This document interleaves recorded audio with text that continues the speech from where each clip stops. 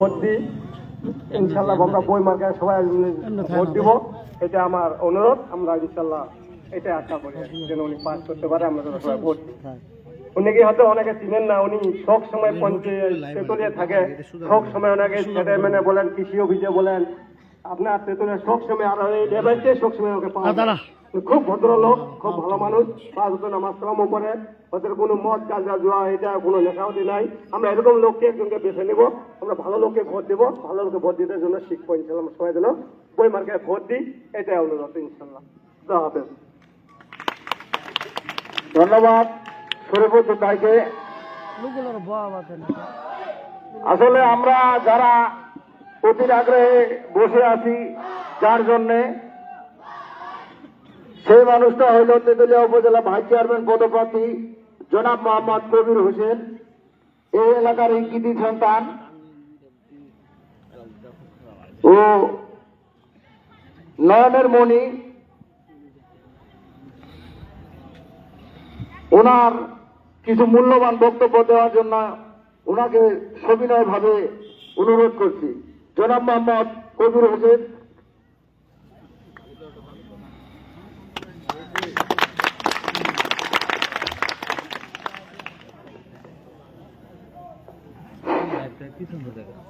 বিসমিল্লাহির রহমানির রহিম। সকল প্রশংসা আল্লাহ তাআলা, যিনি আপনাকে আমাকে সৃষ্টি করেছেন এবং এখানে 2-4টি কথা বলার মতো আমাকে সুযোগ করা হয়েছে। সেজন্য আল্লাহ তাআলার কাছে প্রশংসা এবং শুকরিয়া আদায় করছি। আজকের এই অনুষ্ঠানের সম্মানিত সভাপতি, উপস্থিত অত্র এলাকার গণ্যমান্য ব্যক্তিবর্গ, আমার শ্রদ্ধাভাজন সম্মানিত ভোটার ভাই ও বোনেরা, সবার প্রতি রইল আমার আসসালামু আলাইকুম রহমতুল্লাহ। হিন্দু ভাইদের প্রতি রইল আদাব ও নমস্কার।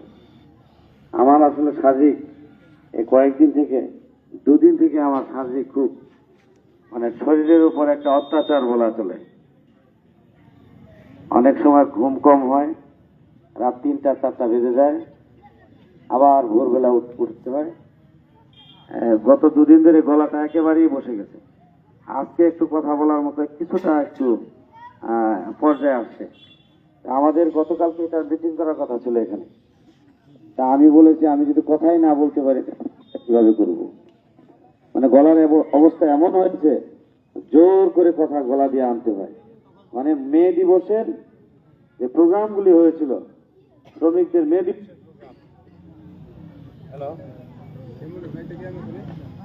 হ্যালো, মে দিবসের যে প্রোগ্রামগুলি হয়েছিল, সেই প্রোগ্রামগুলিতে র্যালি করা হয়েছিল। সকাল থেকে দুপুর পর্যন্ত বক্তব্য দেওয়া হয়েছিল বিভিন্ন সংগঠনের।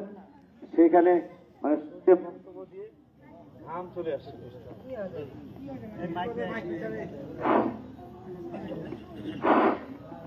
ঘাম চলে আসছিল। তখন এই ঘাম আবার শরীরে শুকিয়ে গেছিল, এই জন্য শরীরে একটা অস্বস্তি বোধ করছে এবং শরীরে জ্বর ছিল, গলাটা বসে গেছিল। তবুও আজকে কিছুটা স্বস্তি বোধ মনে করছি। এই জন্য আল্লাহ তাআলার কাছে আমি হাজার শুকরিয়া যে কথা বলার জন্য আল্লাহ তাআলা আমাকে এখানে সুযোগ করে দিয়েছে নির্বাচনের পূর্ব মুহূর্তে। আপনারা জানেন যে আগামী 8 তারিখ 8ই মে বুধবার তেতুলিয়া উপজেলা পরিষদের ভোট নির্বাচন হবে। সেই নির্বাচনে 3 জন জনপ্রতিনিধি নির্বাচিত হবে। একজন হচ্ছে উপজেলা চেয়ারম্যান, আরেকজন হচ্ছে উপজেলা চেয়ারম্যান, একজন উপজেলা মহিলা। আপনারা জানেন যে আমি ভাইস চেয়ারম্যান পদে প্রতিদ্বন্দ্বিতা করার জন্য মাঠে আপনাদের দাঁড়িয়ে দাঁড়িয়ে আমি বিভিন্ন বাসা বাড়িতে, বিভিন্ন বাজার ঘাটে, বিভিন্ন জায়গায় আমি প্রতিবাদ করছি। আপনারা বলতে পারেন কেন ভাইস চেয়ারম্যান পদে নির্বাচন করার জন্য যৌক্তিকতা আছে, কারণ আছে। উপজেলা চেয়ারম্যানের ভাই গাড়ি আছে, ভাইস চেয়ারম্যানের জন্য কি আছে? উপজেলা পরিষদে বসে বোঝা যায়, তাই না? তবুও একটা সম্মানিত একটা জায়গা, সম্মানের চেয়ার জনপ্রতিনিধি। আমি চিন্তা করে দেখেছি যে জনপ্রতিনিধি হয়ে যে সমস্ত কাজ করা যায়, জনপ্রতিনিধি না হয়ে কম করা যায়, জনপ্রতিনিধি হলে একটু বেশি করা যায়।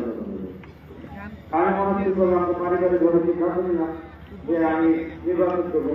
অনেকে আমাকে বলে নির্বাচন করা আগ্রহ ধারণা, তখন একটা রাজনৈতিক ব্যক্তি চিন্তাধারা থাকে যে নির্বাচিত হয়ে জনপ্রতিনিধি হওয়া। আমারও সেরকম তুলে দিলে আমি নির্বাচনে দাঁড়িয়েছি, আপনাদের সামনে এসে হাজির হয়েছি। আমি যখন নির্বাচনে আসলাম তার আগেই আমি জনগণের সাথে সম্পৃক্ততা ছিলাম। জনগণের দৌড় করে আমি বিভিন্ন ধরনের সুযোগ সুবিধা সুখে দুঃখে তাদের পাশে অবস্থান করার চেষ্টা করেছিলাম। আপনারা জানেন যে আমি ব্যক্তিগতভাবে আমার বাড়ি হচ্ছে শালবান রোড, থাকি এখন তেঁতুলিয়ায়। তেঁতুলিয়ায় বাড়ি করেছি, সেখানে তেঁতুলিয়া উপজেলা পরিষদের পিছনে সেটেলমেন্ট অফিস সংলগ্ন, সেখানেই আমার বাসা। আমার নাম বললে অনেকে চিনবেন, আপনারা গেছেন ওখানে বাসায় আমার, অনেকে হয়তো চিনেন, অনেকে জানেন না। আমার বাবাকে অনেকে চিনেন, আমার বাবা মরহুম সফর আলী মাস্টার ছিলেন, অনেক মুরব্বীরা চিনেন আমার বাবাকে। আমার বাবা দলিল লেখক ছিলেন, আমি ভাইদের মধ্যে চতুর্থ। সবাই আল্লাহর রহমতে পড়াশোনায় আল্লাহ তাআলা আমাদেরকে মা বাবার উসিলায় আমাদেরকে পড়াশোনা করার সুযোগ করে দিয়েছে। আমি মাঝিপাড়া জীবন উচ্চ বিদ্যালয় থেকে 1998 সালে পাস করি, সময় কাটিয়েছি।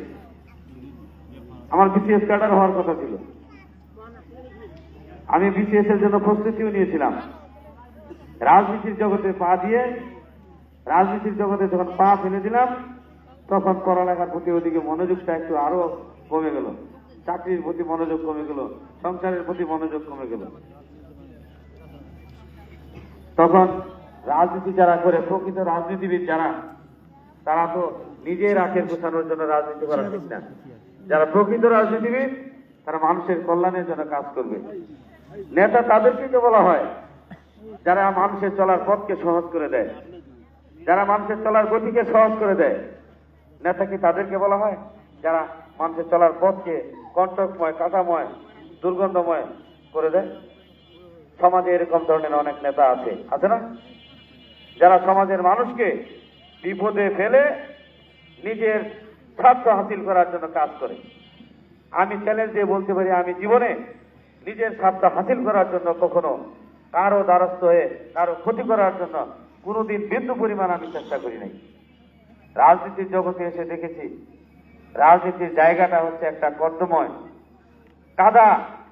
এই কাদা জায়গায় কেউ নামতে চায় না, কিন্তু এই কাদা জায়গায় যখনই একটা ব্যক্তি নেমে যায় তার শরীরেও কাদা লেগে যায়, আর যখন শরীরে কাদা লেগে যায় তখন তার মনটাও কাদা হয়ে যায়। কিন্তু আমি ব্যক্তিগত জীবনে আমি কাদায় নেমেছি ঠিকই, আমি শরীরে কখনো কাদা মাখতে দেই না। আমি কাদা পরিষ্কার করার জন্য ড্রেন যেমন শ্রমিকরা পরিষ্কার করে, আমি সেরকম ড্রেন পরিষ্কার করার জন্য আমি নিজেকে উৎসর্গ করে দিচ্ছি। পরিষ্কার করতে হবে। আজকে রাজনীতি জীবনে অনেকেই আছে যে আপনারা জানেন যে জীবনটা, ভাই এটা একটু পরে দেই, সমস্যা হবে কি? একটু পরে দিই, কথা নিলে মনোযোগ থাকবে না, একটু পরে দিই, 10 মিনিট পরে। আপনারা জানেন যে জীবন চলার গতিতে মানুষের ভুল ভ্রান্তি থাকতেই পারে, তাই না? আপনি মানুষ, ভুল হতেই পারে, টু আর ইজ হিউম্যান, মানুষ মাত্রই ভুল। কিন্তু এমন ভুল করা যাবে না যে ভুলগুলির কারণে মানুষের সারা জীবন তার প্রায়শ্চিত্ত করতে হয়, সারা জীবন তার কষ্ট করতে হয়। আমাকে সমাজের মানুষ নেতা বানিয়েছে, কিন্তু আমার নেতৃত্বের যদি গুণাবলী না থাকে, আমার ভিতরে যদি সততা না থাকে, আমার ভিতরে যদি আদর্শ না থাকে, আমার ভিতরে যদি মনুষ্যত্ব না থাকে, আমার ভিতরে যদি পরোপকারী চিন্তা না থাকে, তাহলে তো আমি নেতা হতে পারবো না। আমি সাময়িক নেতা হতে পারবো, স্থায়ী কোনো নেতৃত্ব আমি দিতে পারবো না। আমি ওয়ান টাইম জনপ্রতিনিধি হতে পারবো, কিন্তু দীর্ঘ সময় হতে পারবো না। কাজেই একজন নেতার যে বৈশিষ্ট্য, যে গুণাবলী থাকে, আমার মাঝে আছে কিনা আমি জানি না, তবে আমি চেষ্টা করি সেই গুণাবলীকে ধরে রাখার জন্য। আজকে উপজেলা ভাইস চেয়ারম্যান নির্বাচিত হওয়ার জন্য 8 জন ক্যান্ডিডেট দাঁড়িয়েছেন। এই 8 জন ক্যান্ডিডেট অনেকেই মানুষের কাছে দাঁড়িয়ে গিয়ে ভোট চাচ্ছেন, যেমন আমিও চাচ্ছি। জনগণ বিচার করবে, এই 8 জন ব্যক্তিকে যাচাই বাছাই করবে জনগণ। জনগণ চিন্তা করবে কে পাথর শ্রমিকের পেটে লাথি মেরেছে, কে পাথর নিয়ে দুর্নীতি করেছে, আজকে পাথরটা আমাদের ধ্বংসের দিকে, কে শ্রমিকদের পেটে লাথি মেরে শ্রমিকের পরিবারকে ধ্বংস করে দিয়েছে। আজকে সেই পাথর শ্রমিকরা বেকার হয়ে আছে, সেই পাথর শ্রমিকরা আজকে বিভিন্ন নদীতে গিয়ে তারা অনেক কষ্ট করে পানির নিচে গিয়ে ডুব দিয়ে তাদের পাথর উত্তোলন করতে হচ্ছে। আমাদের সমতল ভূমিতে কিছু কিছু জায়গায় আমরা পাথর উত্তোলন করতাম, এই অঞ্চলের মানুষ, ভজনপুর অঞ্চলের মানুষ, তেঁতুলিয়ার মানুষ, ডাহক অঞ্চলের মানুষ। কিন্তু সেই অঞ্চলের মানুষগুলি অধিকাংশ আজকে মহানন্দা নদীতে গিয়ে অতি কষ্ট করে দিনাতিপাত করছে। বিগত দিনে তো এরকম ছিল না। যারা পাথরের দায়িত্ব নিয়েছিলেন এই তেঁতুলিয়া উপজেলার মানুষ, যারা পাথর শ্রমিক মেহনতি মানুষ, যাদেরকে পাথরের দায়িত্ব দিয়েছিলেন যে আপনারা নেতা হন, আমরা সুখে শান্তিতে থাকবো, কিন্তু নেতৃত্ব পাওয়ার পরেই এই সমস্ত ব্যক্তিরা পাথর শ্রমিকদের পেটে আগে লাথি মেরেছে। তারা যদি ভোট চাইতে আসে তাহলে আপনারা ভোট দিবেন না, তাদেরকে উচিত জবাব দিবেন, সেই ব্যালটের মাধ্যমে আপনারা জবাব দিবেন। আরো কিছু ব্যক্তি আছে, আপনারা দুই একদিন থেকে শুনছি যে চলচ্চিত্রের চিত্রনায়ক, হ্যাঁ, তিনি ভিলেন, ইতিপূর্বে ছিল নায়ক, মাঝখানে হয়েছে ভিলেন, এখন হয়েছে যাত্রা গানের নাচনেওয়ালা। সেই ব্যক্তিকে নিয়ে এসেছে একজন কি করার জন্য, মনোযোগ আকর্ষণ করার জন্য মানুষের।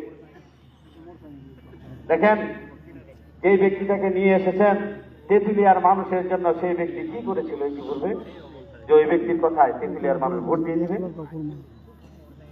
বলেন তো, আজকে যদি এই তেঁতুলিয়া উপজেলায় যারা চা বাগান করেছে, চা বাগানের মালিক পক্ষ সেখানে যদি আজকে ভোট চাইতো, একজনের পক্ষে কথা বলতো, তাহলে মেনে নিতাম। কারণ চা বাগানে হাজার হাজার শ্রমিক কাজ করে, তাদের রুটি রোজগার হয়, সেই মালিকের আন্ডারে চাকরি করে। আজকে যদি অমর সানি নায়ক সাহেব, ভিলেন সাহেব, যাত্রা গানের সেই ব্যক্তি এই আমাদের তেঁতুলিয়া এসে মানুষের কাছে ভোট চাচ্ছে, তার কথা আমরা কেন ভোট দেব? কি করেছে আমাদের জন্য ওই ব্যক্তি? আমাদের তেঁতুলিয়াবাসীর জন্য কি করেছে যে তেঁতুলিয়াবাসীকে বললে তেঁতুলিয়াবাসী ভোট দিয়ে দিবে? এখানে আসার পূর্বে তিনি 2 দিন আগে তিনি যাত্রার মঞ্চে তিনি গান করে এসেছিলেন। আবার এখানে এসে তিনি কি করেছেন, একটা সামান্য উপজেলা ভাইস চেয়ারম্যান পদে টাকার বিনিময়ে এখানে এসে গানের মঞ্চে উঠে, সে প্রার্থীও গানের মঞ্চে উঠছে, উঠে কি করছে জানেন? ভিডিওটা আছে, আমি দেখছি, আপনারাও দেখবেন।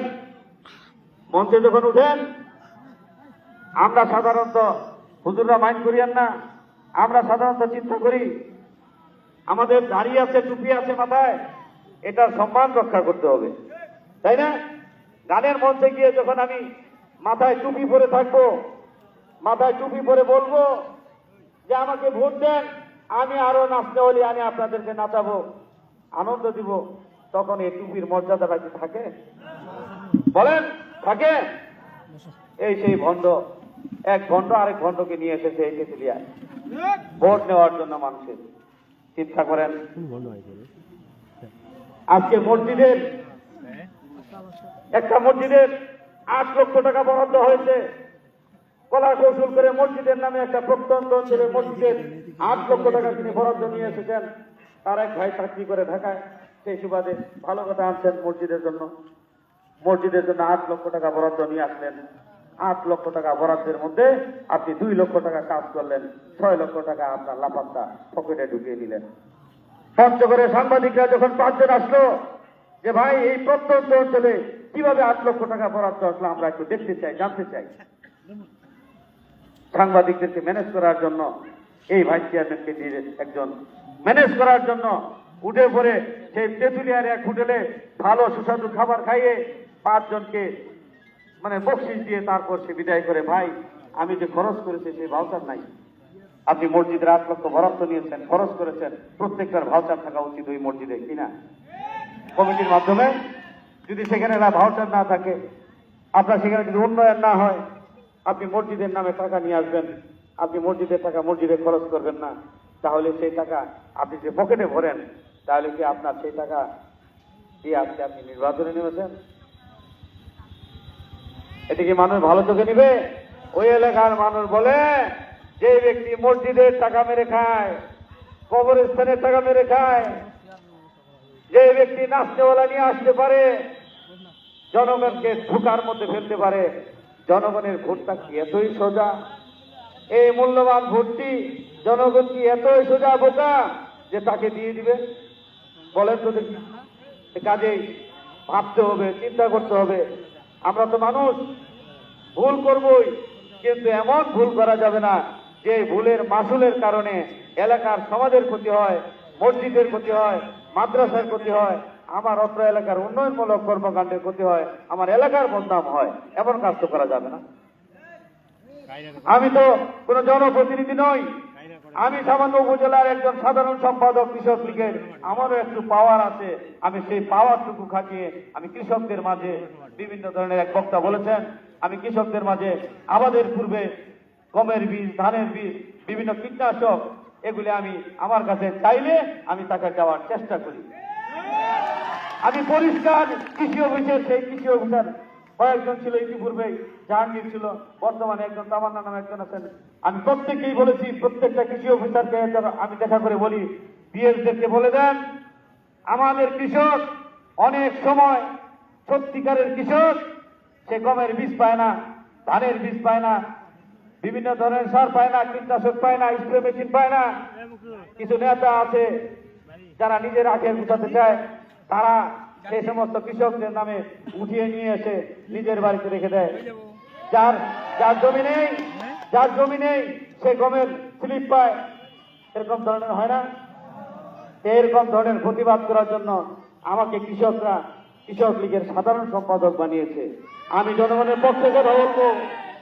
আমি কৃষি অফিসারকে বলেছি, বিএসদেরকে বলেছি, আপনাদের দেবনগর ইউনিয়নের বিএসকে স্পষ্ট ভাষায় বলেছি, যদি আমার কৃষক ও সত্যিকারের কৃষক যদি গমের বীজ না পায়, আর আমি যদি বলি যে সেই সত্যিকারের কৃষককে গমের বীজ দিতে হবে, আর যদি 24 ঘন্টার মধ্যে সেটা না পৌঁছে, তাহলে আপনার বিএসগিরি আমি এখানে রাখবো না। আমি জানি কোথায় পানি দিলে কোন পানি কোন জায়গায় গড়াবে, সেই আমার গুণাবলীটা আল্লাহর রহমতে আমার ব্রেনে আছে। আমি প্রত্যেকটা অফিস আদালতের প্রত্যেকটা অফিসারের সাথে আমি সুসম্পর্ক রেখেছি। প্রত্যেকটা অফিসারের সাথে আমি কলা কৌশলে আমি মানুষের সেবা করার জন্য সম্পর্ক রাখার বোঝার চেষ্টা করেছি। কোন অফিসের দরকার কার হয় বলা যায় না। সমাজ সেবা অফিসারকে বলেছি যে আমি যদি ফোন দিয়ে বলি, ভাই সমাজের এই লোকটার উপকার করতে হবে, আপনি করবেন। তারা অফিসাররা বলে যে ভাই আপনি তো কখনো অন্যায় কোনো আবদার করেন না, আপনি তো নিজের জন্য কোনো কিছু করেন না, আপনি শুধু মানুষের জন্য রিকোয়েস্ট করেন, মানুষের জন্য অনুরোধ করেন। প্রত্যেকটা অফিস আদালতের প্রত্যেকটা অধিদপ্তরের অফিসাররা বলে কবির ভাই নিজের জন্য কখনো করে না, যার জন্য তিনি ফোন দেয় বা সুপারিশ করে আমার সেই কাজটা দ্রুত তারা করার চেষ্টা করে। আমি ইতিপূর্বে একজন ক্যান্সার আক্রান্ত রোগীকে সেখানে পাঠিয়েছিলাম, 2 লক্ষ টাকা তারা পেয়েছে। একজন রক্ত শূন্যতা রোগীকে পেয়েছিলাম, সেখানে 50,000 টাকা সে পেয়েছে। আমি চেষ্টা করেছি মানুষের কাজে লাগানোর জন্য নিজেকে, কারণ মানুষের উপকার করতে পারলে শান্তিতে রাত্রে ঘুম হয়। মানুষের উপকার করতে পারলে নিজেকে একজন ভালো মানুষ মনে করা যায়। কারণ মানুষের উপকার যদি আমি করতে পারি, মানুষের কল্যাণমূলক কাজ যদি করতে পারি, তাহলে নিজের মনকে একটু সান্ত্বনা দেওয়া যায়। এই দুনিয়ার জমিন থেকে আমি যখন বিদায় নিব, দুনিয়ার জমিন থেকে আমি যখন চিরতরে বিদায় নেব, আমি তো সারা জীবন বেঁচে থাকবো না। আপনি আমি 70 বছর 80 বছর নিঃশ্বাসের তো বিশ্বাসী নাই, 70 বছর 80 বছর 100 বছর বাঁচতেন। আমার বাপ চলে গেছে দুনিয়া থেকে, তার বাবার চলে গেছে, ওনার বাবার বাবা চলে গেছে, সবাইকে চলে যাবো একদিন। আমিও যাব, আপনিও যাবেন, সবাই কিন্তু চলে যাব। চলে যাওয়ার পূর্বে আমি আপনি সমাজের জন্য কি করে গেলাম, মানুষ হিসেবে আমার কি ভূমিকা রয়ে গেল, এইটুকু বিবেচনা আমাকে করতে হবে। আমি সবসময় চিন্তা করি, মানুষের কথা চিন্তা করি, আমি পাথর শ্রমিকদের কথা চিন্তা করি। আমি ক্ষুদ্র চা চাষীদের পক্ষে আন্দোলন করেছি, তেঁতুলতলায় মানববন্ধন করেছি কৃষকদেরকে নিয়ে। চায় মূল্য মানে ন্যায্য মূল্য যাতে পায়, জেলা প্রশাসকেরকে আমি স্মারকলিপি দিয়েছি। যখন স্মারকলিপি মানববন্ধন করেছি, কিছু চা পাতার দাম তখন বেড়েছে। আবার যখন আন্দোলন বন্ধ হয়ে যায়, আবার চা পাতার দাম নিম্নগতিতে চলে আসে। তো এই জন্য আমি আপনাদের কথা দিতে পারি, আমি ক্ষুদ্র চা চাষিদের পক্ষে কথা বলেছি, আপনারা যাচাই করে নেবেন। আমি পাথর শ্রমিকদের পক্ষে কথা বলতে গিয়ে পরপর 2টি মামলার আসামি হয়েছি। আমাকে 1 নম্বর আসামি করে তারা মামলা দিয়েছে। আমাকে গ্রেফতার করার জন্য দিন রাত তারা পুলিশ দিয়ে আমাকে ঘুরে বেরিয়েছে আমাকে ধরার জন্য। আল্লাহ রসের রহমত। বাবার বাপ থাকে না, বাবারও তো বাপ থাকে, দাদারও তো দাদা থাকে। ওসি সাহেবের যেমন এখানে চেয়ার আছে, ওসির উপরে এসপির চেয়ার আছে, এসপির উপরে আবার ডিআইজির চেয়ার আছে, ডিআইজির উপরে আবার এডিশনাল আইজিপির চেয়ার আছে। কাজেই যেমন বাবার বাপ আছে, আমি আমার মতো করে ব্যবস্থা নিয়েছি। আমাকে তো গ্রেফতার করবে, আমি তাৎক্ষণিক হাইকোর্ট থেকে জামিন নিয়েছিলাম। বিশেষ ক্ষমতা আইনে আমাকে মামলা দিয়েছিল, পরপর 1 মাসে 2টো মামলা দিয়েছিল। কারণ পাথর শ্রমিকরা যখন বেকার হয়ে যাচ্ছে দেখছি, যেটা হচ্ছে পাথরের যারা দায়িত্ব পেয়েছিল, রাতের আধারে তারা মোটা অঙ্কের টাকা ইনকাম করার জন্য রাতের অন্ধকারে বিভিন্ন ধরনের মেশিনের সাহায্যে শ্রমিকদেরকে দিনের বেলা বেকার করে দিয়ে রাতের বেলায় তারা টাকা কামানোর জন্য ব্যতিব্যস্ত হয়েছিল। আমি তাদের বিরুদ্ধে কথা বলতে গিয়ে আমি মামলা খেয়েছি। আমি আল্লাহর রসের রহমতে 2টি মামলাতে হাইকোর্ট আমাকে, প্রথম আমি যখন হাইকোর্টে যাই আমাকে জামিন দিয়ে দেয়, দ্বিতীয়বার যখন যাই তখন আমাকে বিচারক জিজ্ঞাসা করতেছে, বিচারপতি যে আপনি আবার মামলা খেয়েছেন? তখন আমার লয়ার বলছিল, ব্যারিস্টার সাহেব বলছিল, আমার ব্যারিস্টার সাহেব বললো যে ইনাকে তো ইনি প্রতিবাদ করে, এই প্রতিবাদের কারণে ইনাকে আবার দ্বিতীয়বার মামলায় দিয়েছে। উনি তখন সুখোজ করেছে যে ওই ওসি সাহেব, এসপি সাহেব এটার একটু নির্দেশ দেন, কারণ কি ইনাকে মামলা দেওয়ার কারণটা কি, একটু ওনারা ইন্টারনাল ভেরিফাই করার জন্য চেষ্টা করেছে, দেখেছে আমাকে মিথ্যা মামলা দিয়েছে। আমি তখন যারা আমাকে মিথ্যা মামলা দিয়েছে তাদের বিরুদ্ধে আমি তখন আইজিপি কমপ্লেন ছিল, আমি কমপ্লেনও করেছিলাম। কমপ্লেন করার কারণে আমি বেকসুর খালাস পেয়েছি আদালত থেকে। 2টি মামলায়, অতি দ্রুত বিশেষ ক্ষমতা আইনের মামলায় আমি 2টি মামলাতেই আমি বেকসুর খালাস পেয়েছি, নির্দোষ খালাস পেয়েছি। কিন্তু আমি যে কমপ্লেন করেছিলাম আমার নামে যে মিথ্যা মামলা দিয়েছিল যারা ষড়যন্ত্র করে, যে সমস্ত অফিসাররা, তারা এখনো আমার সেই কমপ্লেনে তাদের চাকরি থেকে সাময়িক অব্যাহতি পেয়ে তারা এখনো ঝুলে আছে। এই জন্য বলছি, আমি কবির হোসেন, আমি যদি একবার ধরি, আমি যদি অন্যায়ের বিরুদ্ধে যদি একবার যাই, তাহলে আমাকে রূপবার মতো শক্তি একমাত্র আল্লাহ ছাড়া কেউ নেই। আমি প্রকাশ্যে বলেছি, আমি যদি দুর্নীতিবাজ হই, আমি যদি ঘুষখোর হই, তাহলে জনগণ আমাকে কেন ভোট দিবে বলেন? জনগণ তো আমাকে ভোট দেবে না।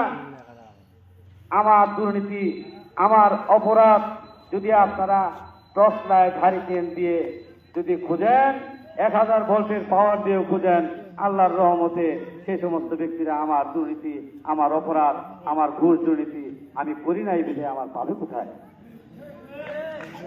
আমি প্রকাশ্যে উঠিয়ে, গলা উঠিয়ে কথা বলি মানুষের সামনে আমি গলা উঠিয়ে কথা বলি। আমি নিজে অন্তত পক্ষে এটা চেষ্টা করি, এই সমাজটাকে পরিবর্তন করতে হলে মাদক মুক্ত করতে হবে, এই সমাজটাকে পরিবর্তন করতে হলে নারী শিশু নির্যাতন দমন করতে হবে আমাদের। আমি চেষ্টা করেছি মাদক মুক্ত সমাজ গড়ার জন্য। আমি চেষ্টা করেছি প্রত্যেকটি পরিবারের সাথে কথা বলার জন্য। যে পরিবারে একজন মাদকাসক্ত ছেলে আছে, সেই পরিবারটাকে ধ্বংস করার জন্য মাদকাসক্ত ব্যক্তিরাই যথেষ্ট। কি ঠিক কিনা ভাই? বর্তমান যুগে আমি প্রত্যেকটি বাড়ি বাড়ি যাই, আমি যে হ্যান্ডশিপ করি, অনেক ছেলে এমন মাদকাসক্ত, এমন গাঁজায় আসক্ত, ইয়াবায় আসক্ত, হ্যান্ডশিপ করতে গেলে হাতটা ওঠে না। আমি বলি যে বাবা তোমার এই অবস্থা কেন? তোমার পরিবার এত সুন্দর করে কষ্ট করে বাবা মা মাথার ঘাম পায়ে ফেলে তোমাকে শ্রম দিয়ে মানুষ করার চেষ্টা করতেছে, তোমাকে কলেজে, স্কুলে, ইউনিভার্সিটিতে পড়াশোনা করার চেষ্টা করছে, তুমি মাদকে আসক্ত কেন হয়েছ? আমি তাকে আলাদাভাবে কথা বলার চেষ্টা করেছি, কারণ আমি মাদক নিয়ে প্রায় দীর্ঘ 7-8 বছর আমি রিসার্চ করেছিলাম। আমি বুঝি কোন ছেলেটা মাদকাসক্ত। আমি মাদকের আখড়ায় ছিলাম, ঢাকা শহরের মাদকের আখড়ার মধ্যে ছিলাম, কিন্তু মাদক আমাকে গ্রাস করতে পারে নাই। আমি সিগারেট পর্যন্ত মুখে দিই। তাহলে এটা মনের উপর যদি করেন, মনকে যদি বোঝানো যায়, তাহলে তো মন বুঝে। আর আমি যদি না বুঝি, আমার মন যদি না বুঝে, আমি যদি আসক্ত হয়ে যাই, তাহলে আমিও তো সেই আসক্ত হয়ে আমি জীবনটাকে শেষ করে দেব। আমি চেষ্টা করেছি। আমি একদিন, একটা উদাহরণ দিয়ে বলি, একদিন এক হোটেলে একজন ফেন্সিডিল বিক্রি করে এক ছেলে, সমাজের কুখ্যাত ব্যক্তি, সমাজের ইয়াং জেনারেশনকে নষ্ট করার জন্য সে নিজেও ফেন্সিডিল খায়, সমাজে সে ফেন্সিডিল বিক্রি করে। ভাই ভাইস চেয়ারম্যানের মধ্যে দুই একটা এরকম ফেন্সিডিল করে আছে, কিন্তু বলে গেলাম আমি, যাচাই করে নিবেন। সেই ছেলেটাকে বললাম, কিরে তুমি কি ফেন্সিডিল খাওয়া বন্ধ করছো না বিক্রি বন্ধ করছো? ভাই আমি তো খাই না, আমি ভালো হয়ে গেছি। তা আমি, তুমি ভালো হয়ে গেছো ভালো কথা, তা মানুষ কেন বলে যে তুমি এখনো খাও, এখনো বিক্রি করো ফেন্সিডিল, কারণটা কি? ভাই আল্লাহর রাস্তায় আমি খাই না, কসম করে বলবো। আমি যে ভালো কথা, না খেলেই ভালো, তোমার পরিবার অনেক কষ্ট করে, তুমি এগুলি করিও না। আমি হোটেল থেকে বের হচ্ছি, গেট পর্যন্ত হোটেলে আসছি, ক্যাশ কাউন্টার থেকে বের হচ্ছি, তখন সে বলতেছে ওইখানে আরেক বন্ধুর কাছে, আমি যে খাই ওর বাপের টাকায় খাই, আমি যে খাই ওর বাপের টাকায় খাই। চিন্তা করেন, আমার কানে যখন এই আওয়াজ আসলো, তখন ওই যে পরোটা ভাজের লাকড়ি চুলা থাকে না, তখন ওই লাকড়িটা বের করে আমি ইচ্ছা মতো বেদক ওকে পিটিয়েছিলাম। পিটানোর পরে মানুষজন তো অনেক জড়ো হয়ে গেছিল, মা বাবা সহ কান্নাকাটি। এক পর্যায়ে আমি বলেছি, আমি যদি অপরাধ করে থাকি আপনি চিন্তা করে দেখেন। সমাজের সবাই তখন বলল, উনি তো উচিত শিক্ষা দিয়েছে। তারপর ধীরে ধীরে ছেলেটা দেখলাম ভালো হয়ে গেছে, আল্লাহর অশেষ রহমতে এখন 5 ওয়াক্ত নামাজ পড়েন, দাড়ি রেখেছেন, মাথায় টুপি রাখেন সব সময়। আমাকে দেখলে ভাই আপনার শাসন আমার আজীবন মনে থাকবে। আমি কি সালাম দিব তাকে, সে আমাকে 10 হাত দূর থেকে আগে সালাম দিয়ে দেয়। সেই জন্য আমি মাদকের বিরুদ্ধে কঠোর। এই সমাজটাকে ভালো করতে গেলে সমাজের মাদক দূর করতে হবে। যারা মাদক সেবন করেন, যারা মাদক বিক্রি করেন, এদেরকে চিহ্নিত করে সমাজ থেকে উৎখাত করতে হবে। আপনার নারী নির্যাতন দেখেন, আমরা পুরুষতান্ত্রিক সমাজ। আমার মেয়ে বিয়ে দিয়েছে এক জায়গায়, কানে আসলো যে আমার মেয়েকে জামাই অত্যাচার করে। আমার বোনকে বিয়ে দিয়েছে এক জায়গায়, আমার কানে আসলো যে আমার বোনকে স্বামী যৌতুকের জন্য বিনা কারণে অত্যাচার করে। তখন আমার মনটা কেমন লাগে বলুন? তখন মনে হয় ওই জামাইকে ফেলে আমিও পিটিয়ে দিতাম, এরকম মনে হয় না? কিন্তু আমাদের এই সমাজে তখন আমরা কি নিরুপায় হয়ে, অসহায় হয়ে, সে বোনের বাড়িতে সে মেয়ের বাড়িতে গিয়ে বুঝিয়ে সুঝিয়ে আমার মেয়েটাকে আবার রাখার জন্য চেষ্টা করি, বারবার নির্যাতনের শিকার হয়। একটি উদাহরণ দিয়ে বলি, আমার কাছে এক অভিভাবক এসে বলল যে ভাই আমি তো মেয়ে বিয়ে দিয়েছি সেই ভিতর ঘরের মধুপুর এলাকায়, আমার মেয়ের উপর অত্যাচার, আমার মেয়েকে আঘাত করে তার শরীরে বিভিন্ন ধরনের চিহ্ন বসিয়ে দিয়েছে, আমার মেয়েকে আমি সেখানে রাখবো না, আপনি একটু চলেন যাই। আমাকে সেখানে যেতে হবে? ভাই চলেন, আপনি না গেলে হবে না। অনেক নেতার কাছে গিয়েছি, অনেকে দায়িত্ব নিতে চায় না, অনেকে বিপদের সময় পাশে এসে দাঁড়ায় না।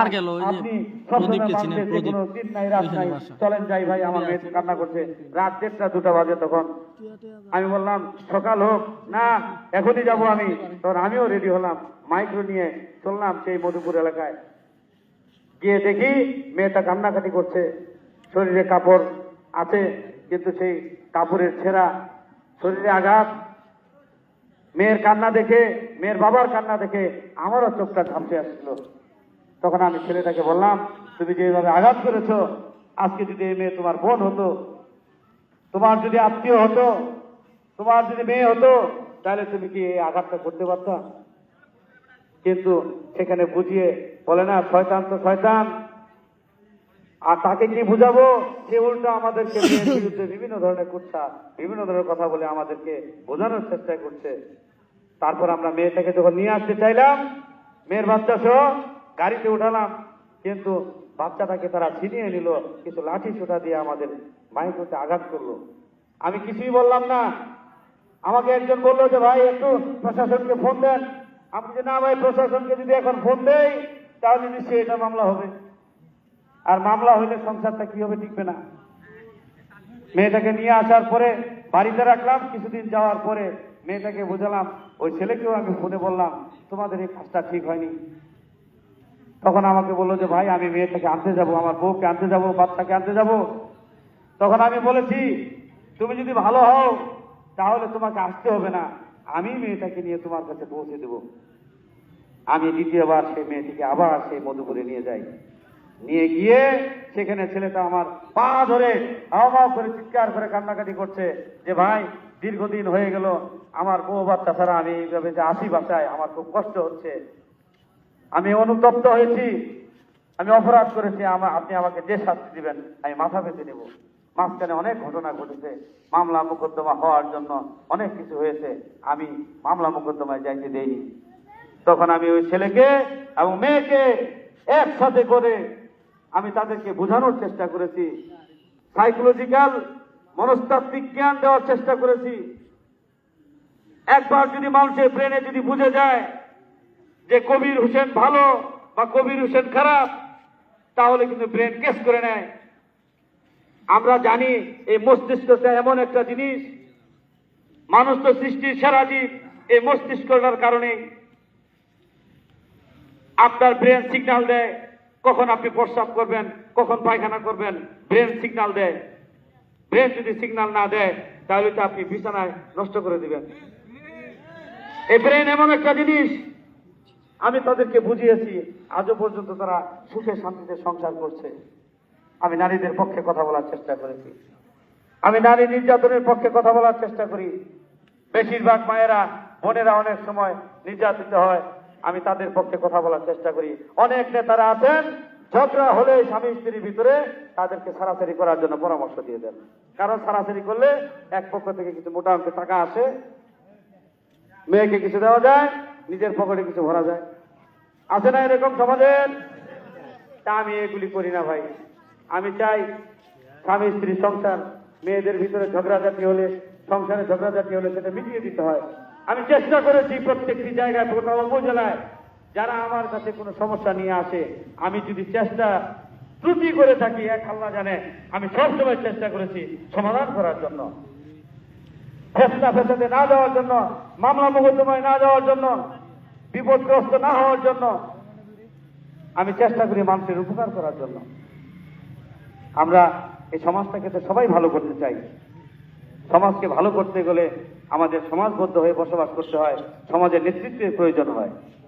আমরা জনপ্রতিনিধি তৈরি করি, জনপ্রতিনিধি যদি ইয়াবাখোর হয়, নেশাগ্রস্ত ব্যক্তি হয়, মদখোর হয়, জানাখোর হয়, বেনামাজি হয়, তাহলে সমাজের মানুষ কি হবে বলেন তো?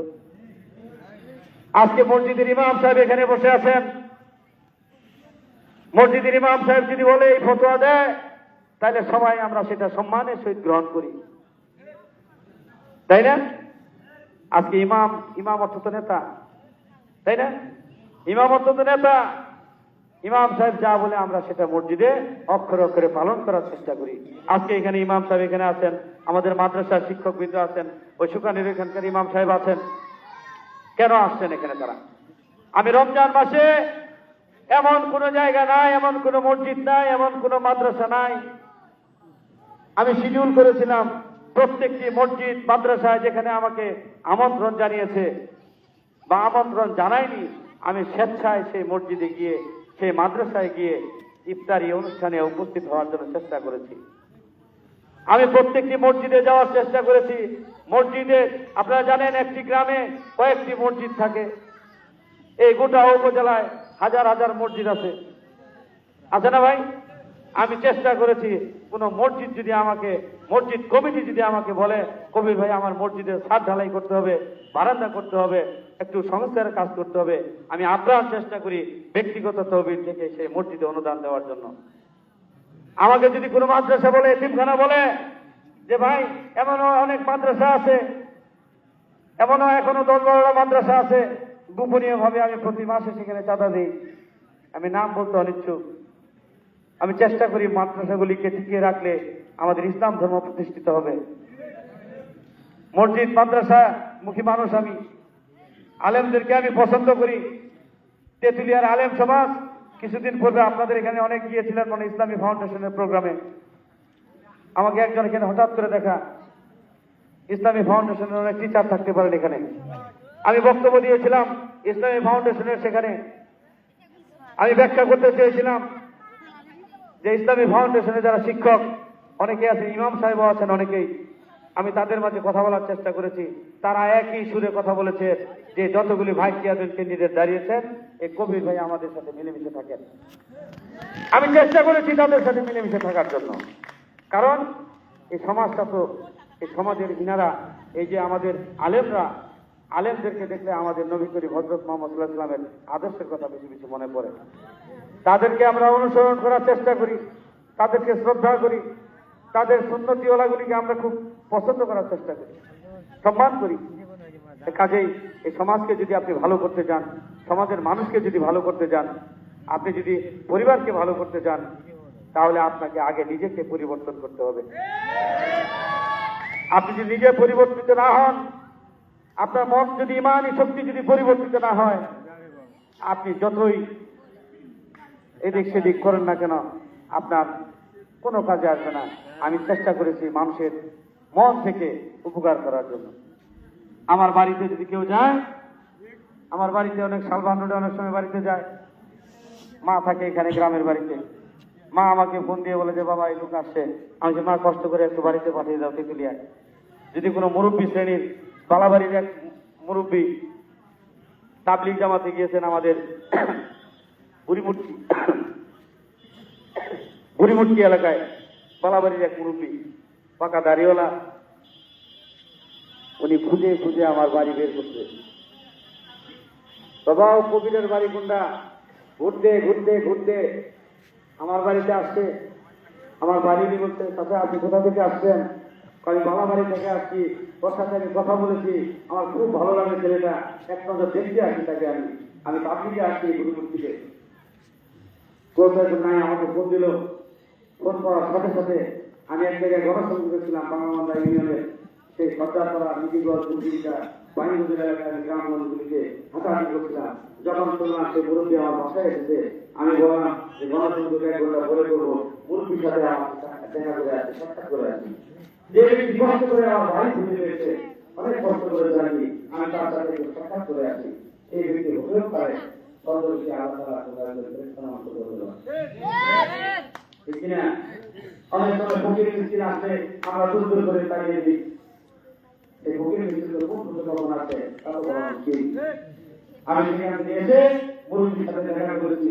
মুরব্বী আমাকে জড়িয়ে ধরেছে, বাবা দিলা পাঁচ করবো গণের লোক আমি পরিমাণটা ভোট দেব।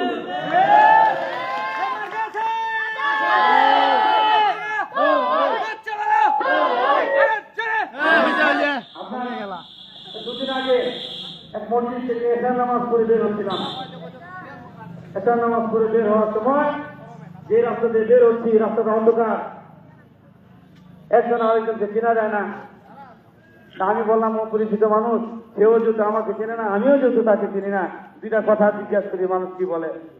আমি বললাম যে ভাই, আমার মাথায় টুপি পরা, অন্ধকার, যে ভাই এবারে চেয়ারম্যানই ভোট কাক দিবেন, ভাইস চেয়ারম্যানই ভোট কাক দিবেন, মহিলা ভোট কাক দিবেন?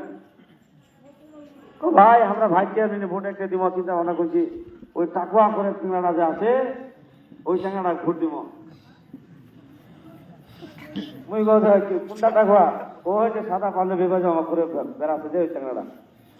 তখন আমি আলোর মাঝে নিয়ে আসলাম, আমি তো আমাকে গ্যাপ হয়ে তো মানুষের মনের কথাগুলি বোঝার জন্য আপনাকে আড়ালে অনেক সময় জিজ্ঞেস করতে হয়। মানুষকে ভালোবাসলে ভালোবাসা পাওয়া যায়। আমি হয়তো আপনাদেরকে সেই রকম ভালোবাসতে পারি কিনা জানি না। আমি এই এলাকার এই শিবচন্ডী এলাকার প্রত্যেকটি বাড়ি বাড়ি গিয়েছি, প্রত্যেকটি মা বোনদের কাছে আশীর্বাদ পেয়েছি। মাদের কাছে আমি বলেছি, মায়েরা আমাকে যদি আপনারা ভোট দেন, আমি আপনাদেরকে হয়তো তাল গাছের মতো লম্বা করতে পারবো না, বট গাছের মতো মোটা করতে পারবো না, আমি এটুকু কথা দিয়ে যেতে পারি, আমি আপনাদের বিপদে আপদে যদি আপনারা আমাকে স্মরণ করেন, তাহলে আমি পাশে এসে দাঁড়াবো। আমি এটুকু কথা দিতে পারি জনগণকে, আপনাদেরকে কথা দিতে পারি এটুকু, আপনারা আমাকে যদি স্মরণ করেন, আপনারা আমার অফিসে যেতে হবে না। আল্লাহ পাক যদি আমাকে কবুল করেন, আমি আপনাদের দ্বারগোড়ায় চলে আসবো। অনেকেই অনেক ফুলঝুরির বক্তব্য দেয়, অনেক কথা বলে। আপনার কথা এবং কাজে বিশ্বাস তখনই করা যায় ইতিপূর্বে যিনি পরিচিত ব্যক্তি, তাকেই তো বিশ্বাস করা যায়।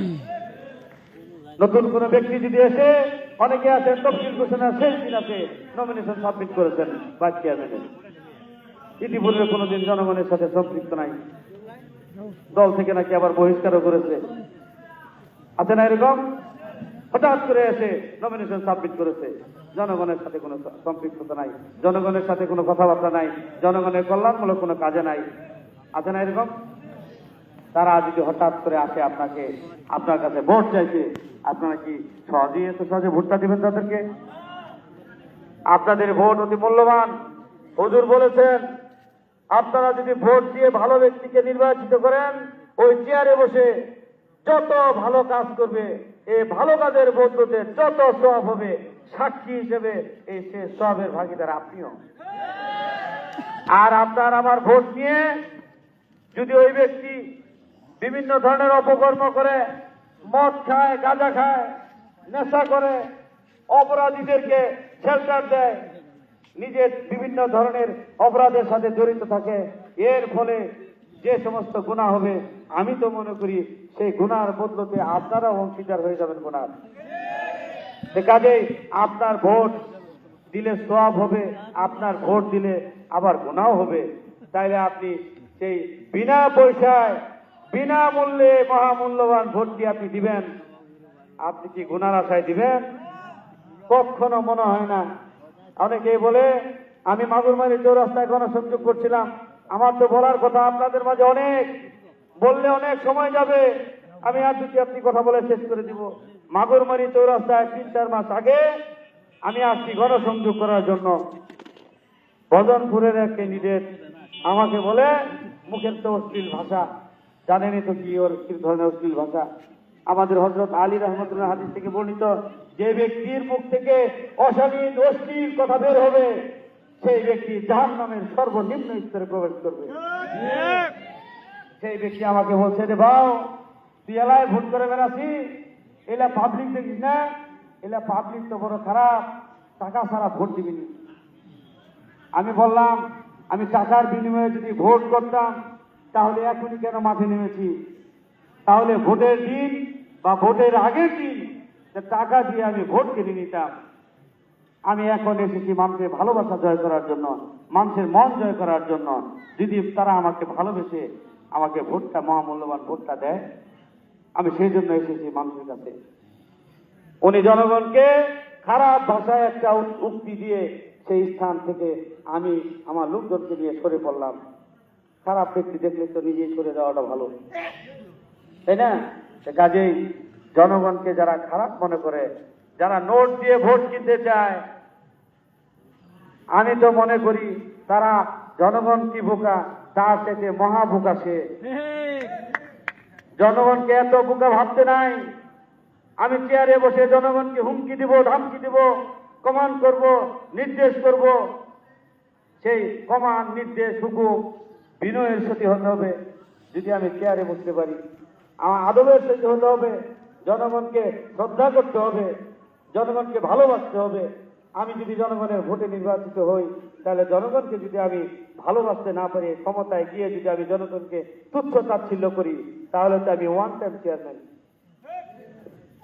আমাকে দ্বিতীয়বার বলবে যে আপনি ওয়ান টাইম। অনেক চেয়ারম্যান আছে আপনাদের এলাকায়, অনেক জনপ্রতিনিধি আছে আপনাদের এলাকায়, ইতিপূর্বে অনেকেই বলে এগুলি তো ওয়ান টাইম। ভোট দিলাম ভাই ভালোর জন্য, এখন থেকে তো লোকটা খারাপ, বলেন এরকম? তাহলে এই সমস্ত ব্যক্তিদের কথা আসার আগেই আমার মনে হয় ওগুলি ব্যক্তির পদত্যাগ করা উচিত। যেমনটি প্রত্যাহার করে নিয়েছেন আমাদের ইউসুফ ভাই বাংলা বান্দার। উনি নিজে চিন্তা করেছে, জনগণের জন্য তো আমি ভোট নিয়ে জনগণের জন্য কিছুই করতে পারি নাই। উনি সসম্মানে উনি তার নমিনেশন প্রত্যাহার করে নিয়েছেন। আল্লাহর কি কাম, লটারির মধ্যে আবার বইটা আমার উপরে পড়লো, ভাগে বলবো। জনগণকে আমার বোঝাতে হয়। বাংলা বান্ধার মানুষকে আমি বলেছি, ভাই কি করবেন, বইমার কথা আমার কপালে এসে জুটে গেল। তো বাউ, তুই চিন্তা করিস না, লোকটা তো পরিবর্তন হয়েছে। আমরা যে 20,000 লোক ওই বইমার্কায় ভোট দিচ্ছি, আবার এই বইমার্কায় ভোট দিয়ে তোকে নির্বাচিত করি। কারণ বইমার্কায় আমরা ভোট দিয়েছি, বইমার্কার প্রতি আমাদের একটা দরদ আছে, মায়া আছে। এই জন্য বাংলা বান্ধাবাসী বইমার্কায় ভোট দেওয়ার জন্য অধীর আগ্রহে বসে আছে। 8ই মে কবে আসবে?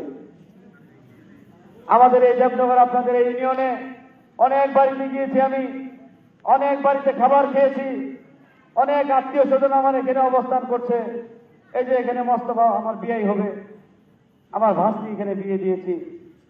যেখানে আমার ভাস্তি বিয়ে দিয়েছি সেখানকার মানুষ যখন আমার কাছে একটা কিছু চাইবে বা একটা সেবামূলক কোনো কাজের কথা বলবে, আমি যদি দিতে না পারি তাহলে আমার ভাস্তিরা কথা শুনবে না? শুনবে কিনা নাই বলেন? তা আমার তো চিন্তা থাকবে এলাকার মানুষের সেবা করার জন্য, যে কাজটি বলবে সেই কাজটি দ্রুত গতি করার জন্য আমার সবসময় মনটা উঠে পড়ে থাকবে। আমি গোটা উপজেলায় চষে বেড়াচ্ছি, মানুষের দ্বারে দ্বারে যাচ্ছি। দেবনগর ইউনিয়নের 7টি ভোট সেন্টার, তেঁতুলিয়া উপজেলার মধ্যে সবচেয়ে ভোট ব্যাংক এই দেবনগর ইউনিয়নে সবচেয়ে বেশি। আমি সবচেয়ে বেশি সময়ও দিয়েছি এই দেবনগর ইউনিয়নে। রাত 2টা নাই, 3টা নাই, 1টা নাই, 1.5টা নাই। অনেক দোকানদার, বিভিন্ন রাস্তাঘাটের দোকানদার বলে যে ভাই এত রাত্রে আসলেন কেন? এই আরো 1 ঘন্টা আগে তো অনেক লোক ছিল। আমি বললাম যে ভাই ওদিক থেকে আসতে আসতে রাত হয়ে গেছে, তবু দেখাটা তো করে গেলাম। তো ভাই এত রাতে ঘুরিয়েন না, রাস্তাঘাটে চোর চোরটা বদমাশ অনেক আছে, আপনি সাবধানে থাকবেন। আমি বললাম যে ভাই চোর চোরটাগুলিও তো ভালো মন্দ বুঝে, আমি তো চোরদেরও উপকার করার চেষ্টা করি, ভালো করার চেষ্টা করি। এক চোর রাস্তার মধ্যে 4-5 জন মনে করছে চিন্তাই করা যাবে, রাস্তায় আমাকে প্রতিরোধ। দেখা যায় কবির ভাই আসসালামু আলাইকুম ভাই, কোথায় গেছিলেন? ভোটটা কিন্তু আপনাকে দিব ভাই। এই জান, এই ভাইকে দায়িত্ব দাও। চোরেরও তো একটু মনুষ্যত্ব বলে কিছু আছে নাকি? চোরও চিন্তা করে যে কবির ভাই সমাজের জন্য কাজ করে, আর আলেম সমাজ তো আছেই, ভালো মানুষেরা সবসময় চিন্তা করে ভালো জিনিসটা বেছে নেওয়ার জন্য। আমরা বাজারে যাই, আলু কিনি, বেগুন কিনি, পোকা বেগুন কখনো আমরা গাড়ি পাল্লায় উঠতে দিই না। আপনি যখন 1 কেজি বেগুন কিনবেন, 1 কেজি আলু কিনবেন, তখন আপনি চেষ্টা করবেন বেছে বেছে ভালো জিনিসটা নিচে থাকলেও সেটাকে তুলে এনে উপরে দাঁড়িয়ে পাল্লায় দেওয়ার চেষ্টা করেন। কারণটা কি? পোকা জিনিস আমি নিব না বাড়িতে, আমি টাকা দিয়ে কিনবো, আমি পোকা জিনিস কেন কিনবো? ভালো জিনিসটা নিয়ে আপনি বাড়িতে আসেন। আর ভোট তো মহামূল্যবান, এই মূল্যবান জিনিসটা আপনি পোকা মাকড় এই আসক্ত ব্যক্তিকে আপনারা কি দিয়ে দিবেন? কখনোই না। এই জন্য আমি আপনাদের কাছে অনুরোধ করব, আমি আপনাদের কাছে আকুল আবেদন করব, এই সুকানি এলাকার শিবচন্ডির মানুষ, জয়গঞ্জুতের মানুষ, কালিয়ামণির মানুষ, ধানসুকার মানুষ, বালুবাড়ির মানুষ, এই ঝালিঙ্গির মানুষ, প্রত্যেকটা মানুষের সাথে আমি দেখা করার চেষ্টা করেছি। গোটা উপজেলায় 1,04,814 জন ভোটার। হয়তো এই এলাকার অধিকাংশ মানুষের কাছে আমি গিয়েছি, অধিকাংশ মানুষের কাছে যেতে পারি নাই। চেষ্টা করেছি। আমার মতো কোনো ব্যক্তি এই গোটা উপজেলায় কোনো বাড়িতে বাড়িতে এভাবে যায়নি। বাংলা বান্দার প্রত্যেকটি গ্রামে গিয়েছি, আপনার দেবনগরের অধিকাংশ গ্রামে গিয়েছি। আমাকে বলবেন যে অমুক ইউনিয়নের কয়টা গ্রাম আছে, আমি একেবারে মুখস্থ বলে দিতে পারবো, কারণ আমি তো গিয়েছি সেগুলিতে। অনেক ক্যান্ডিডেট আছে, গ্রাম বলে ওইটা আবার কোন জায়গা? বাড়িতে চিনবে দূরের কথা, অনেকের চেহারা আমার এখানে দৃশ্যমান। অনেকের বাড়িতে আমি গিয়েছি, অনেকের বাড়িতে আমি পানি খেয়েছি, অনেকের ভালোবাসা নেওয়ার চেষ্টা করেছি। কাজেই আমি যেহেতু পরিশ্রম করেছি দীর্ঘদিন ধরে, এই এলাকায় ঘোরাফেরা করেছি, মানুষের দাঁড়িয়ে দাঁড়িয়ে গিয়েছি, তাহলে আমি আপনার ভোটটার হকদার তো আমি। যদি আপনারা আমাকে ভালো লাগেন, ভালো মনে করেন, যদি মনে করেন দীর্ঘ পরীক্ষিত এই ছেলেটি, এই লোকটি দীর্ঘদিন ধরে আমার এলাকায় আসা যাওয়া করছে, তাহলে আপনার উচিত হবে পরিবার পরিজন নিয়ে একটু চিন্তা ভাবনা করার, ওই মার্কায় ভোটটা দেওয়া যায় কিনা। এখনো সময় আছে। যারা আপনারা আমার মাইকের আওয়াজ যারা শুনছেন, অনেক মা বোনেরা ঘর থেকে শুনছেন, অনেক ভাইরা দোকান থেকে শুনছেন, অনেকে হয়তো এখানে আসতে পারেন নাই সময়ের কারণে, অনেকেই অনেক ধরনের চিন্তা ভাবনা করতেছেন যে ভোটটা কাকে দিব, এখনো তো সিদ্ধান্ত নিতে পারি নাই। আমি মনে করব এই উপজেলা পরিষদের ভাইস চেয়ারম্যান পদে ভোটটি 8 জন প্রার্থীর মধ্যে যদি আমি কবির হোসেনের যোগ্যতা যদি আপনার থাকে, 1 ইঞ্চি বেশিও যদি যোগ্যতা থাকে, তাহলে আমি মনে করব ভোটটা তো আমারই পাওয়ার কথা। আর যদি আমার চাইতে 1 ইঞ্চি নয় 7 ইঞ্চিও যদি কারো বেশি থাকে, তাকে আপনারা ভোট দিবেন। আপনার ভোট যেহেতু মূল্যবান, আপনার এই ভোটটির কারণে ওই ব্যক্তি চেয়ারে বসবে, আপনার সেবা করবে, স্কুল প্রতিষ্ঠানের সেবা করবে, রাস্তার সেবা করবে। আজকে দেখেন আপনাদের এই এখানে একটা কাঁচা রাস্তা রয়েছে, এই শিবচন্ডির ওদিকে সুকালি ক্যাম্পের ওদিকে, কেন রাস্তাটা ফাঁকা হয় না? কেন হয় না? না হওয়ার পিছনে কারণ রয়েছে। নেতৃত্বে যারা আছেন তারা এটাকে নিয়ে চিন্তা করেন না।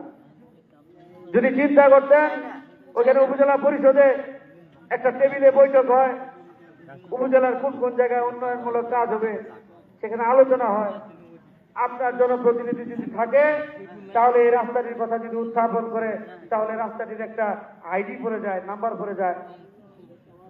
যারা আমাদের জেলা উপজেলার যে ইঞ্জিনিয়াররা থাকে, প্রকৌশলী ডিপার্টমেন্ট আছে, সেই ডিপার্টমেন্টে কাজ করার জন্য, উন্নয়নমূলক কাজ করার জন্য সেই রাস্তার কাজটি ধরিয়ে দিতে হবে। আমি আগেই বলেছি, নেতাদের কাজটি মানুষের চলার পথকে সহজ করে দেওয়া। এই জন্য যে নেতা হবেন এই রাস্তার কাজটি যদি ওখানে বলেন তাহলে আমার মনে হয় রাস্তার কাজটি তো হওয়ার কথা। আমি আপনাদেরকে কথা দিতে চাই, যদি আমি উপজেলা পরিষদের ভাইস চেয়ারম্যান পদে অধিষ্ঠিত হতে পারি, আপনাদের ভোটে যদি আল্লাহ তাআলা আমাকে কবুল করেন, তাহলে আমি এই রাস্তা নিয়ে ওইখানে কথা বলার চেষ্টা করব। আমি তো হয়তো নিজে করবো না, আমি কথা বলার চেষ্টা করব। রাস্তার কাজ যাতে উন্নয়নমূলক কাজ হয়, রাস্তার সংস্কারমূলক যাতে কাজ হয়, অন্তত পক্ষে পাকা রাস্তার, কাঁচা রাস্তা যাতে পাকা হয়, সেই কাজটি তো আমি করার চেষ্টা করব। আপনাদের এই উপজেলার অনেক জায়গায় আমি চষে বেরিয়েছি, মানুষের মনের কথাটা বোঝার চেষ্টা করেছি। অনেকেই বলেছেন যে ভাই, আমাদের এই উপজেলায় বিভিন্ন রাজনৈতিক দলের বিভিন্ন ধরনের মতামত রয়েছে। তারা আমাকে বলেছেন রাজনৈতিক ভেদাভেদ, হানাহানি এগুলি আমাদের মধ্যে স্থানীয় নির্বাচনে নেই। কারণ স্থানীয় নির্বাচন একটা আপনার জনগণের ব্যক্তি, পছন্দের ব্যক্তিকে বের করে নেওয়ার একটা জায়গা। জাতীয় নির্বাচনে অনেকে আপনারা ভোট দিতে এসেছেন, অনেকে ভোট দিতে আসেন নাই। অনেকেই বলেছেন জাতীয় নির্বাচনে ভোট দিলেও যে, না দিলেও যে, অনেকে মন্তব্য করেছেন না। আমি এটা গ্যারান্টি দিয়ে বলতে পারি, আমরা জেলা প্রশাসক মহোদয়, জেলা রিটার্নিং কর্মকর্তা আমাদেরকে নিয়ে বসেছিলেন, বিন্দু পরিমাণ সেখানে এই বর্তমান স্থানীয় পরিষদ নির্বাচনে কোনো কারচুপি হবে না, কোনো ধরনের হিংসা, কোনো ধরনের ব্যালট চিন্তায় এগুলি ধরনের কোনো আশঙ্কা আমাদের স্থানীয় নির্বাচনে নাই। ইনশাআল্লাহ আমি মনে করি 8ই মে যে ভোট হবে, সেই ভোটে আপনি যদি আসেন একটি উপকার হবে, আপনার পছন্দের ব্যক্তিটা হয়তো বের হয়ে আসতে পারে। আর আপনি যদি না আসেন, হয়তো আপনি মনে মনে ভাববেন আমি গেলে হয়তো, না গেলে হয়তো জাতীয় সরকারের কোনো ক্ষতি হবে না। জাতীয় সরকার যা হবার তো হয়েই গেছে। এই জাতীয় সরকার স্থানীয় ভোটে কোনোদিন কারচুপি করার সাহস তারা করে না, কারণ তারা তো সরকার অধিষ্ঠিত হয়ে আছে। তারা চিন্তা করবে স্থানীয় ভোটটা সুষ্ঠু হোক, সুন্দর হোক। আর এই জন্য স্থানীয় ভোটটা দলমত নির্বিশেষে আপনারা সবাই ভোট সেন্টারে আসবেন। আমাকে ভালো লাগলে ভোট দিবেন, আমার যদি যোগ্যতাবান ব্যক্তি যদি কেউ থাকে তাকে ভোট দিবেন, তবু আপনি ভোট সেন্টারে আসেন। ভোট সেন্টারে এসে আপনার হক, আপনার অধিকার প্রতিষ্ঠিত করেন। আপনি এই দুনিয়ার জমিনে, আমি এই কথাটা বলে শেষ করবো আপনাদের কাছে, দুনিয়ার জমিনে দু ধরনের হক প্রতিষ্ঠিত হয়, একটা হচ্ছে হাক্কুল্লাহ, একটা হচ্ছে হাক্কুল ইবাদ। হাক্কুল্লাহ আল্লাহর হক, এই যে এশার নামাজ পড়ে আসলাম, আল্লাহ তাআলার হক আমরা আদায় করে ফেললাম। আর হাক্কুল ইবাদ, এই দুনিয়ার জমিনে মানুষের যে হক, মানুষের যে অধিকার, এটা প্রতিষ্ঠিত করতে হবে। একজন মুসলমান আরেকজন মুসলমান দেখলেই আমরা সালাম বিনিময় করি, এটা কিন্তু মানুষের হক আদায় হয়ে যায়। দুনিয়ার সমাজে এমন কিছু হক আছে যে হকগুলি আমরা তিলে তিলে নষ্ট করে দিচ্ছি, মানুষ মনোযোগ দিয়ে শুনতে নষ্ট করে দিচ্ছি অধিকারগুলিকে, হকগুলিকে। ভাইয়েরা বোনদেরকে জমি দিতে চায় না, এরকম হক নষ্ট করতেছি না আমরা অনেকেই। বাবার বাড়ির সম্পত্তি থেকে আমরা ভাইরা অনেকেই সময় বলি, তোকে তো বিয়ে দিয়ে দিয়েছি অনেক খরচ করে, তোকে আর কি দিব, এরকম বলে না অনেকেই। এই যে হকগুলি নষ্ট করছেন, এই হকগুলি নষ্ট করা যাবে না। দুনিয়ার জমিনের উপরে হক প্রতিষ্ঠিত করতে হবে। আপনার ভোট যে প্রয়োগ করবেন এটাও তো আপনার একটা হক, এটাও আপনার অধিকার। আপনি কেন হক নষ্ট করবেন? নিজের হক প্রতিষ্ঠিত করুন। নিজের পছন্দের ব্যক্তিকে গিয়ে ভোট দিলে ওই পছন্দের ব্যক্তিটা বের হয়ে আসবে। এই যে এতগুলি লোক আমাকে আপনারা অধীর আগ্রহে কথাগুলি শুনছেন, রাত ভর হয়ে গেছে এখানে, আপনারা যদি আমাকে ভোট দিয়ে নির্বাচিত করার জন্য আপনারা যদি ভালোবেসে থাকেন, 8ই মে অবশ্যই পরিবার পরিজন নিয়ে আপনি ভোট সেন্টারে আসে 3টা ব্যালট পেপার আপনাকে আগে দিবে। একটা চেয়ারম্যান ব্যালট পেপার, একটা ভাইস চেয়ারম্যান, একটা মহিলা ভাইস চেয়ারম্যান। আমি তো মনে করি এই জয়গঞ্জ শিবচন্ডী প্রাইমারি স্কুলে যে ভোট সেন্টারটি হবে 3টা ব্যালট পেপারের মধ্যে জনগণ ভাইস চেয়ারম্যান ভোটের ব্যালটটি আগে নিয়ে পরিমাণটাকে খুঁজে আগে ঠিক মারবে। আমার কিন্তু বিশ্বাস, এই বিশ্বাসটা যাতে আপনাদের ভিতরে আমার যেমন হয়েছে আপনাদের যদি এই বিশ্বাস থাকে, আমি মনে করি আপনারা আমাকে 8ই মে সবাই মিলে ভাইস চেয়ারম্যান পদে বই মার্কায় ভোট দিয়ে আল্লাহ রাস্তে আপনারা আমাকে সহযোগিতা করবেন, জয়যুক্ত করবেন। এই আশা করে আপনাদের সুস্বাস্থ্য দীর্ঘায়ু কামনা করে আপনাদের পরিবার পরিজন যাতে ভালো থাকে, মানুষ তো উঠে না, বক্তব্য আমি শুনে যদি আল্লাহ বাবু। তাআলা আমাকে কবুল করলেও আমি আপনাদের পাশে আছি, কবুল না করলেও আমি আপনাদের পাশে আছি। পরিষ্কার কথা, আমি রাজনীতি করি, জনপ্রতিনিধি হতে গেলে জনগণ ভোট দিয়ে যদি নির্বাচিত করার গেলে হবো, আর যদি নাও হতে পারি তবুও তো আপনাদের পাশে আমি থাকবো। আল্লাহ তাআলা যাতে আমাকে আপনাকে এই 8ই মে সুস্থ রাখে, আমার বইমার্কার প্রতি সবার সুদৃষ্টি যাতে আপনাদের পরে এই আহ্বান করে আমি আল্লাহ তাআলার কাছে বিশ্বাসী, আল্লাহ তাআলার প্রতি সব সময় আমি বিশ্বাসী। আমি চাই আপনারা আমাকে 8ই মে সবাই মিলে, আত্মীয় স্বজন যেখানে আছে সবাই বলবেন বইমার্কায় আপনারা আমাকে একটি করে ভোট দিবেন। এটা কি বলবেন ভাই? আপনারা আমাকে বলতে পারেন হাত তুলে? আল্লাহর অশেষ রহমতে আপনারা অবশ্যই বইমার্কায় ভোট দিয়ে 8ই মে আপনারা প্রমাণ করে দিবেন, 8ই মে প্রমাণ করে দিবেন বইমার্কার আমরা ইনশাল্লাহ 8ই মে যদি আমরা বইমার্কায় নির্বাচিত হতে পারি, 9ই মে আপনাদের সকলকে নিয়ে ইনশাল্লাহ এখানে বিজয় র্যালি করব, বিজয় মিছিল করব। এই আশা আহ্বান করে আপনাদের সকলের সুস্বাস্থ্য দীর্ঘায়ু কামনা করে আমার আলোচনা এখানে শেষ করছি। আল্লাহ হাফেজ। আসসালামু আলাইকুম রহমতুল্লাহ। ধন্যবাদ। জনাব মোহাম্মদ শরীফ ভাইকে ওনার নির্বাচনী বক্তব্য দেওয়ার জন্য। এ পর্যায়ে আপনাদের সামনে এই নির্বাচনী জনসভার সম্মানিত সভাপতি জনাব মোহাম্মদ কুদ্দুস আলমকে কিছু সংক্ষিপ্ত বক্তব্য দেওয়ার জন্য এবং এই সভার সমাপ্তি ঘোষণা করার জন্য সবিনয়ভাবে অনুরোধ জানাচ্ছি।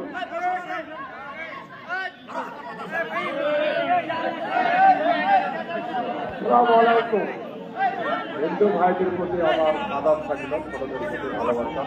আমরা অনেক ধরে শরীর ভাইয়ের প্রতি অনেকগুলা কথা বললাম, সবাই কথাগুলো মনে রাখবো এবং আমরা শরীর ভাই মাসুদ করিম আঙ্কেল দেখতেছে দেখি। ভালোবেসে এসেছি, যেহেতু সবাই মিলে ভোট করে দেবো, এই বলে আমি শেষ করলাম।